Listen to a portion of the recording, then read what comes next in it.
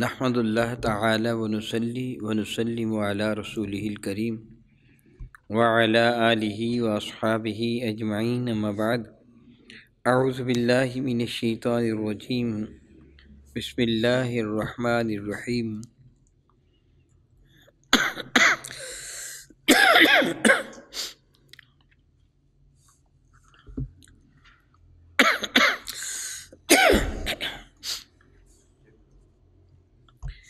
نحمد اللہ تعالی ونصلی ونسلم علی رسولہ الکریم وعلی آلہ واصحابہ اجمعین اما بعد اعوذ باللہ من الشیطان الرجیم بسم اللہ الرحمن الرحیم بحمد اللہ تعالی کہ رب ذوالجلال کے احسان اور کرم سے آج آپ کا سبق شروع ہوگا سورۃ البقرہ شیفہ کی 210 نمبر آیت شیفہ سے آگے۔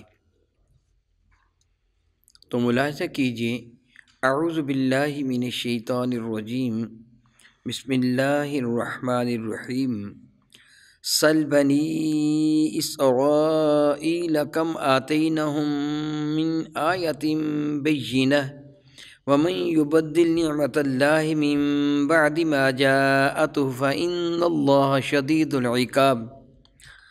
سل بنی اسرائیل، سوال کیجیے ان لوگوں سے کہ جو بنی اسرائیل ہیں، جو اولاد یعقوب ہیں، وہ یہودی ہیں یا عیسائی ہیں، جو بھی ہیں یہود و نصارہ جو اولاد یعقوب ہونے کا دعویٰ رکھتے ہیں، ان سے سوال کیجیے کہ کم آتینہم من آیہ، تمہارے پاس رب کائنات جل وعلا نے کتنی، فرماتا ہے اللہ تعالیٰ ہم نے، کم آتیناہم، ہم نے کتنی ان پہ نازل فرمائی تھیں اپنی روشن نشانیاں، یعنی ان کو کتنی روشن نشانیاں عطا فرمائی تھیں، بینتین، جو بالکل اعلانیہ تھیں، یعنی وہ معجزات جو رب کائنات نے انبیاء علیہ السلام کو عطا فرمائے، انبیاء بنی اسرائیل کو جو معجزات عطا فرمائے، جن میں حضرت سیدنا موسیٰ کلیم اللہ اور حضرت سیدنا عیسیٰ روح اللہ یہ سر فہرست ہیں۔ حضرت داؤد علیہ السلام کے ہاتھ پہ بھی رب کائنات نے لوہے کو موم کی طرح کا بنا دیا تھا۔ حضرت سلیمان علیہ السلام کو بھی بطور معجزہ بادشاہت عطا فرمائی تھی۔ تو رب کائنات جل وعلا ارشاد فرماتا ہے کہ ان سے پوچھئے کہ ان کو ہم نے کتنی وہ نشانیاں عطا فرمائیں جو کھلم کھلا دلائل تھے ہماری قدرت کے۔ تو وَمَن يُبَدِّلْ نِعْمَةَ اللَّهِ مِن بَعْدِ مَا جَاءَتْهُ، تو جس کسی نے اللہ رب العزت جل وعلا کی عطا فرمودہ نعمت کو تبدیل کر دیا، اس کے بعد کوئی نعمت ان کو عطا فرما دی گئی تھی، فَإِنَّ اللَّهَ شَدِيدُ العقاب، بے شک پھر اللہ تعالیٰ جل وعلا کا عذاب بھی شدید ترین عذاب ہے۔ عقاب لفظی معنی ہوتا ہے تعاقب کرنا، کسی کے پیچھے جانا، اس سے لفظ عقوبت ہے، عقوبت خانہ اردو میں لفظ استعمال کیا جاتا ہے کہ یہ عذاب کا گھر، عقوبت خانہ عذاب کا گھر۔ پروردگار عالم جل وعلا نے ایک احساس دلایا جو قبل ازیں بعض اوقات میں بات یہ عرض کر چکا ہوں، بیان کر چکا ہوں۔ الحمدللہ تعالیٰ ثم الحمدللہ تعالیٰ، نبی آخر الزماں کا امتی ہونا بجائے خود ایک باعث عزت چیز ہے۔ پہلی قوموں کے ساتھ جو رب کائنات جل وعلا نے عمل فرمایا، اس سے تجربہ ہمیں حاصل ہوا، کس قوم نے کیا کیا تھا، پھر اس کا انجام کیا ہوا، کس قوم نے کیا کیا تھا، انجام کیا ہوا۔ بنی اسرائیل کو اللہ تعالیٰ نے بڑی عزت عطا فرمائی، بڑی عظمت عطا فرمائی۔ حضرت سیدنا یعقوب علیہ السلام کی اولاد کو اللہ تعالیٰ نے بڑی عزت عطا فرمائی۔ مشہور انبیاء علیہ السلام حضرت سیدنا موسیٰ کلیم اللہ کو دیکھ لیجئے، ان کے مقابلہ میں فرعون کو تباہ و برباد کر کے رکھ دیا گیا، بنی اسرائیل کو عزت عطا فرما دی گئی۔ حضرت سیدنا داؤد علیہ السلام کو بادشاہت عطا فرمائی، بنی اسرائیل کو بڑی عزت عطا فرما دی گئی۔ حضرت سلیمان علیہ السلام کو ہوا پر بھی، جنات پر بھی، انسانوں پر بھی، درند پرند چرند، حتیٰ کہ پانی پر بھی رب کائنات جل وعلا نے حکومت عطا فرما دی۔ بنی اسرائیل کو اللہ نے کتنی عزت عطا فرما دی تھی۔ یہ جو عزت و عظمت رب کائنات نے عطا فرمائی تھی، ان سے سنبھالی نہیں گئی، انہوں نے اپنے رب کی نافرمانی شروع کر دی، اللہ یعوذ باللہ تعالیٰ گستاخی شروع کر دیں، اللہ تعالیٰ کی نعمتوں کا معاذ اللہ انکار کر دیا، اللہ کی نعمتوں کو بدلنا شروع کر دیا، تورات اور انجیل میں تغیر لانا شروع کر دیا، زبور کو تبدیل کرنا شروع کر دیا۔ تو جب انہوں نے یوں نافرمانیاں کی تو پھر اللہ تعالیٰ کا عذاب آ گیا۔ یعنی یہ ایک احساس دلایا گیا ہے کہ ہم کسی قوم کو جب اپنی رحمتوں سے، اپنی نعمتوں سے، اپنی عنایات بے پائے سے نوازتے ہیں، پھر اس قوم کو کیا چاہیے؟ فَأَمَّا بِنِعْمَةِ رَبِّكَ فَحَدِّثْ، اپنے رب کی نعمت کا چرچا کرتا رہے۔ میرا اللہ شعر فرماتے ہیں کہ اللہ تعالیٰ جل وعلا کا شکر کرنے والوں کو اللہ رب العزت جل وعلا کیا عطا فرماتے ہیں؟ لَإِن شَكَرْتُمْ لَأَزِيدَنَّكُمْ، اگر میری نعمت کے ملنے پر تم میرا شکر ادا کرو گے میں نعمت میں اضافہ کر دوں گا۔ کفران نعمت کرو گے تو فَإِنَّ اللَّهَ غَنِيٌّ عَنِ الْعَالَمِينَ، اللہ تعالیٰ بے پرواہ ہے زمانے سے، وہ تباہ و برباد کر دے گا۔ اسے کون سی محتاجی ہے؟ وہ تمہارا محتاج تو نہیں ہے، وہ مالک ہے، وہ خالق ہے۔ تو اللہ تعالیٰ نے ایک احساس دلایا کہ بنی اسرائیل والوں سے پوچھئے ہم نے ان کو کتنی عزت عطا فرمائی تھی، کتنی عظمت عطا فرمائی تھی، کس قدر شرف و کرامت سے ہم نے ان کو نوازا تھا۔ فرماتا انی فضلتکم علی العالمین، اس وقت پورے زمانے پر، اس وقت کے زمانے پر ان کو فضیلت عطا فرما دی تھی، اتنے اعلیٰ ان کو بنا دیا تھا، لیکن یہ اپنی عزت کو سنبھال نہ سکے، انہوں نے اپنی عزت کو ذلت میں تبدیل کر لیا۔ پھر اللہ تعالیٰ کا عذاب بھی بڑا شدید ہے۔ پھر جو ان کے ساتھ حشر ہوا وہ آپ اچھی طرح جانتے ہیں کہ پہلی قوموں کو پھر کس طرح تباہ کیا گیا۔ زُيِّنَ لِلَّذِينَ كَفَرُوا الْحَيَاةُ الدُّنْيَا وَيَسْخَرُونَ مِنَ الَّذِينَ آمَنُوا وَالَّذِينَ اتَّقَوْا فَوْقَهُمْ يَوْمَ الْقِيَامَةِ وَاللَّهُ يَرْزُقُ مَن يَشَاءُ بِغَيْرِ حِسَابٍ۔ زُيِّنَ مزین کر دیا گیا، خوبصورت بنا دیا گیا، للذین ان لوگوں کے لیے، کفروا کہ جنہوں نے کفر کیا، حیات الدنیا دنیا کی زندگی کو کافروں کی نظر میں خوبصورت بنا دیا گیا۔ یہ چیز آج آپ دیکھ رہے ہیں کہ کافروں کے لیے اللہ تعالیٰ نے کتنی آسانیاں پیدا کر دی ہیں۔ اللہ تعالیٰ سے توبہ کرتا ہوں، وہ عیاشی کرتے ہیں، فحاشی کرتے ہیں، شراب نوشی کرتے ہیں، بدکاری کرتے ہیں، اللہ تعالیٰ ان کی راہوں کو آسان فرمایا جا رہا ہے، ان کو کوئی سزا نہیں دیتا۔ ظلم و ستم کا بازار گرم کرتے ہیں، اللہ تعالیٰ ان کو کوئی سزا نہیں دیتا۔ ان کے لیے یہ دنیا کی زندگی اللہ تعالیٰ نے ایک مزین بنا دی، خوبصورت بنا دی، وہ عیش کر رہے ہیں، عیاشیاں کر رہے ہیں۔ وَيَسْخَرُونَ مِنَ الَّذِينَ آمَنُوا، وہ ہنسی اڑاتے ہیں ایمان والوں کی، وہ تمسخر کرتے ہیں ایمان والوں سے۔ الیاذ باللہ تعالیٰ کہتے ہیں اگر یہ سچے ہوتے تو ان کو ہماری طرح کا عیش و آرام میسر نہ آتا، ان کو ہماری طرح کی عیاشی میسر نہ آتی۔ ان کے پاس کیا ہے؟ کچھ بھی تو نہیں ہے۔ وہ ایمان والوں کا مذاق اڑاتے ہیں، ہنسی اڑاتے ہیں۔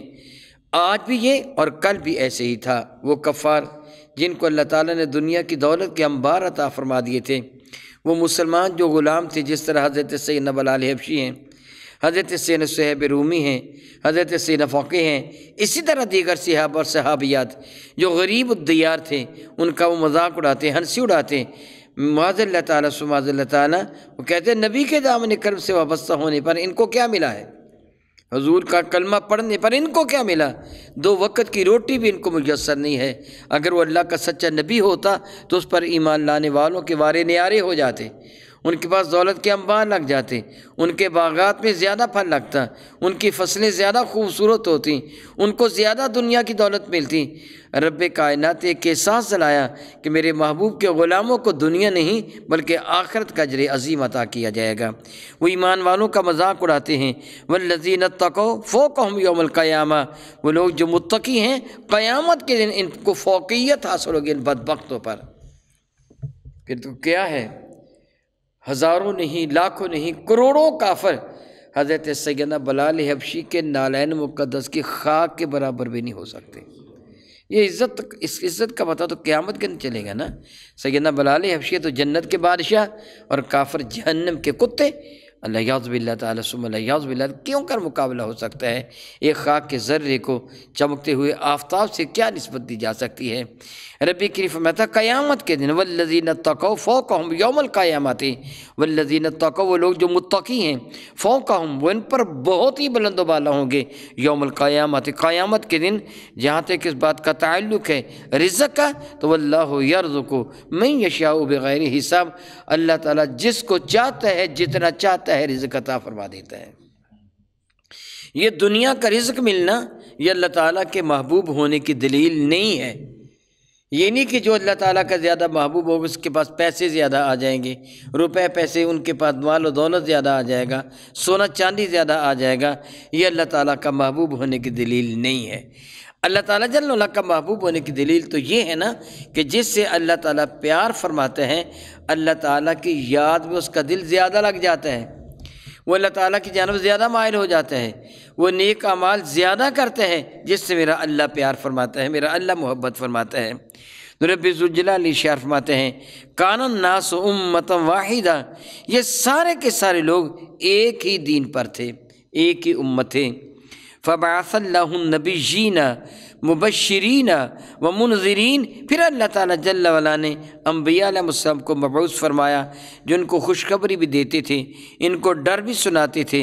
وانزل معهم الکتاب بالحق، ان کے ساتھ کتاب نازل فرمائی اللہ تعالیٰ نے جو سچی کتاب، لیحکم بین الناس، تاکہ اس کتاب کے ذریعے لوگوں کے درمیان احکامات نافذ فرمائیں، حکم ارشاد فرمائیں، فی مختلف فیہ، ان سارے معاملات میں جن میں ان کے اندر اختلاف تھا۔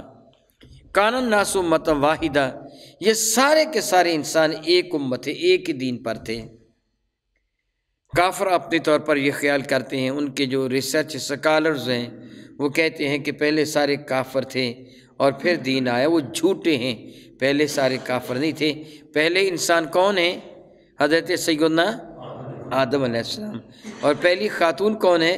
حضرت سیدہ حوا۔ یہ دونوں انسان، مرد و عورت، حضرت آدم و حضرت حوا، جو ان کی اولاد تھی وہ ایمان والے تھے۔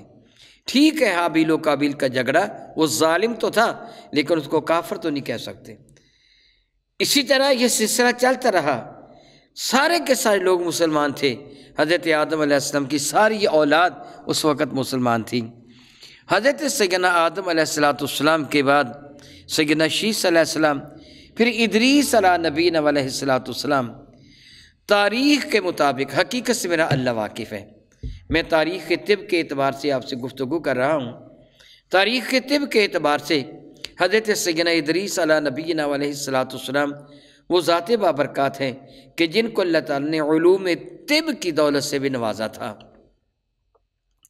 حضرت ادریس علیہ السلام نے بہت ساری چیزوں کو ایجاد کیا، یہ پیمانے، یہ ترازو، قینچی، سوئی، کپڑے کا سینہ، یہ ساری چیزیں حضرت ادریس علیہ السلام کے ایجادات میں سے ہیں کہ اللہ تعالیٰ جل وعلا نے ان کو ان معاملہ میں اضافی طور پر یہ خصوصیات عطا فرمائی تھی، ان کو ایسا ذہن رسا عطا فرمایا تھا جو ان چیزوں کو سوچ سمجھ کر آپ اپناتے تھے۔ جڑی بوٹیوں کے ساتھ آپ علاج بھی کرتے تھے۔ آپ کا شاگرد تھا اسکلیپیوس، یہ تاریخ طب کے اعتبار سے میں آپ کے سامنے گفتگو کر رہا ہوں، قرآن کریم کی تفسیر نہیں۔ میں بتانا چاہتا ہوں کہ پہلے سب سے وہ ایمان والے تھے، پھر کافر کس طرح ہوئے۔ تاریخ طب کے اعتبار سے اسکلیپیوس حضرت ادریس علیہ السلام کا شاگرد تھا۔ ادریس علیہ السلام اللہ تعالیٰ کے برگزیدہ پیغمبر ہیں، تو نبی کے طور پر مشہور ہوتا ہے، طبیب کے طور پر نہیں۔ حضرت عیسیٰ علیہ السلام لوگوں کو، نابیناؤں کو بینا کرتے تھے، کوڑیوں کو شفایاب کرتے تھے، مردوں کو زندہ کرتے تھے، تو آپ طبیب اور حکیم کے طور پر مشہور نہیں ہوئے، اللہ کے نبی کے طور پر ہی مشہور ہیں۔ تو نبی کا درجہ بہت بلند و بالا ہوتا ہے، تو وہ طبیب اسکلیپیوس آپ کا شاگرد تھا۔ آپ نے اس کو علم طب کی تعلیم عطا فرما دی تھی، جڑی بوٹیوں کا استعمال اور علاج کرنے کے طریقے اسکلیپیوس کو بتا دیے تھے۔ پھر یوں کہیے کہ حضرت ادریس علیہ السلام کے بعد پہلا طبیب اسکلیپیوس تھا۔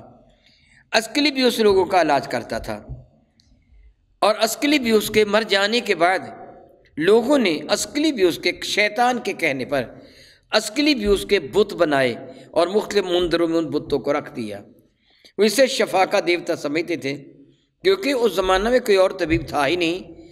ظاہر ہے کسی کے سر میں درد ہو، وہ درد کی شدت سے مرا جا رہا ہو، چیخ رہا ہو، اسکلیپیوس کے پاس آیا، اس سے کوئی جڑی بوٹی اسے دے دی، اسی وقت کوئی شفا یاب ہو گیا۔ اب تو اسکلیپیوس کا وہ دیوانہ ہو جائے گا، کس کی وجہ سے میرا درد جاتا رہا، اللہ حاضل قیاس۔ وہ بیماریوں کا علاج کرتا تھا، لوگ اس کی جانب بہت زیادہ مائل ہو گئے، لوگ اس کو بہت زیادہ عزت دینے لگے، حتیٰ کہ اس کے بعد جانے کے بعد شیطانی لائن نے لوگوں کو ورگلایا، اسکلیپیوس تو مر گیا ہے، البتہ تم اس کا بت بنا لو۔ اسکلیپیوس کے بت مختلف مندروں میں رکھ دیے گئے۔ تاریخ طب کے مطابق ہر مندر کا ایک پجاری تھا، اس بت کا پجاری۔ حضرت ادریس علیہ السلام کو اللہ تعالیٰ نے آسمانوں پر اٹھا لیا، شیطان کو کھلی چھٹی مل گئی۔ اب اسکلی بھی اس کے بت جو مختلف مندروں کے اندر موجود تھے، اور پجاری اس کا ایک ایک وہاں کوئی نہ کوئی چیلا موجود تھا۔ کوئی بیمار آتا اور بیمار آ کر اپنی بیماری کا تذکر اس چیلے کے سامنے کرتا۔ وہ جو مندر کا پجاری ہوتا، چیلا ہوتا، اس کے سامنے میرے سر میں درد ہے، میرے پیٹ میں درد ہے، میرے بدن میں درد ہے، مجھے یہ ہے، نزلہ زکام، جو کچھ بھی ہوتا وہ اس کے سامنے اس کا ذکر کرتا۔ وہ یہ ساری باتیں اپنے انداز میں اشاروں کے ساتھ تحریر کر کے اسکلیپیوس کے بت کی گردن میں ڈال دیتا۔ پھر رات وہ سو جاتا تو خواب میں شیطان اسے آ کر ان چیزوں کا علاج بتا دیتا، اور بعض اوقات شیطان ہی کسی کو تنگ کرتا، شیطان ہی کسی کو تنگ کرتا، بیمار کر دیتا، پریشان کر دیتا۔ پھر اس کے لیے بھی اس کے بت کے پاس آتا، اور وہ پجاری اس بت کی منت کرتا، اور شیطان اس کو چھوڑ دیتا۔ اس طرح لوگ اسکلیپیوس کے بت کی پرستش کرنے لگے، اسے شفا کا دیوتا سمجھنے لگے، اور پھر بت پرستی بڑھتی چلی گئی، تاکہ حضرت سیدنا نوح علیہ نبینا علیہ السلام کی بعثت تشریف ہوئی، اور آپ نے لوگوں کو منع فرمایا کہ یہ بت جھوٹے ہیں، یہ شفا نہیں دے سکتے، شفا دینے والا اللہ ہے۔ اب آپ میری بات کو غور کے ساتھ اگر سنیں گے تو پتہ چل جائے گا آخر لوگ نوح علیہ السلام کے اتنے مخالف کیوں تھے۔ 950 سال میں 40 خواتین و حضرات صرف ایمان کیوں لے کے آئے تھے؟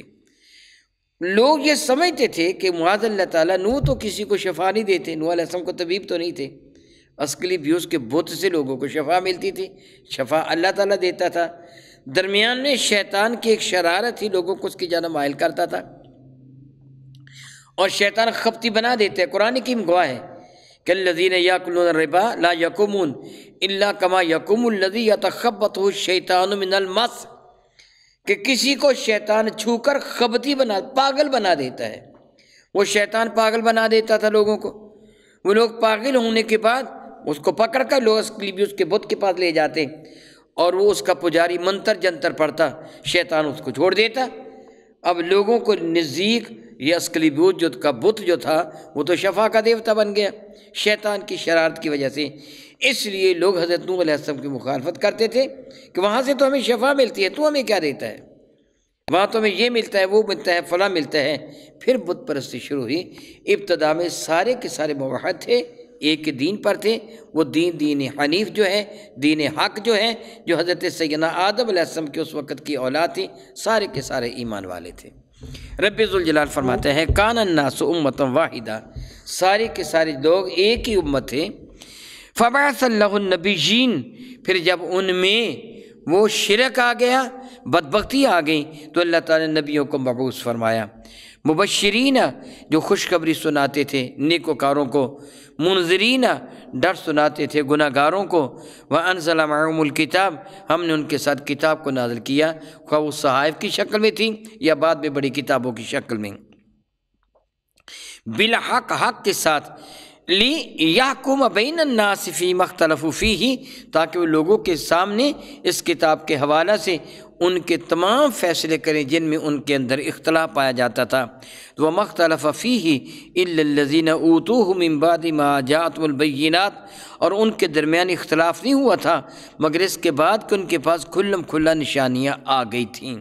اللہ کے نبی تشریف لائے تھے، ان کو معجزات بھی دکھائے تھے، ان کے سامنے اللہ تعالیٰ کی توحید کے دلائل بھی پیش فرمائے تھے، کھلم کھلا نشانیاں دکھائی تھیں۔